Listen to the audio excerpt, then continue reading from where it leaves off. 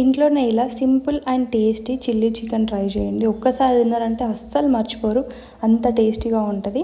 ఇప్పుడు దీనికోసమని ఒక mixie jar తీసుకొని దాంట్లో ఒక 1 ఇంచ్ దాల్చిన చెక్క, 5 ఇలాచీలు, 4 లవంగాలు, కాస్త పుదీనా, కొత్తిమీర ఎక్కువ వేసుకున్నా కానీ టేస్ట్ చాలా బాగుంటుంది. అండ్ రుచికి సరిపోయే మిర్చి వేసుకొని ఇలా పేస్ట్లా చేసుకోవాలి.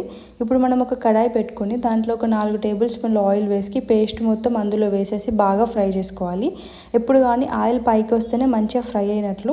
ఇప్పుడు దాంట్లోనే అల్లం వెల్లుల్లి పేస్ట్, కాస్త పసుపు వేసుకొని పచ్చివాసన పోయేంత వరకు ఫ్రై చేసుకోండి. నేను ఇప్పుడు దీనికోసమని 1/2 kg చికెన్ తీసుకున్నాను. చికెన్ని ఆల్రెడీ మంచిగా కడిగి పక్కన పెట్టేసుకున్నా. ఇప్పుడు ఆ చికెన్ని ఇందులో వేసేసుకొని ఈ పేస్ట్ మొత్తం చికెన్కి అంటుకునేలాగా బాగా కలుపుకోవాలి. ఇప్పుడు మనం ఈ చికెన్ని ఒక 5 minutes పాటు మంచిగా ఫ్రై చేసుకోవాలి. ఫ్రై చేసుకున్న తర్వాత దీనిపైన మూత పెట్టి మరొక 10 నిమిషాల పాటు ఫ్రై చేసుకుంటే లో ఫ్లేమ్లో, అప్పుడు దాంట్లో ఉన్న వాటర్ మొత్తం బయటకు వచ్చేస్తుంది. చూడండి ఎలా వచ్చేసాయి వాటర్.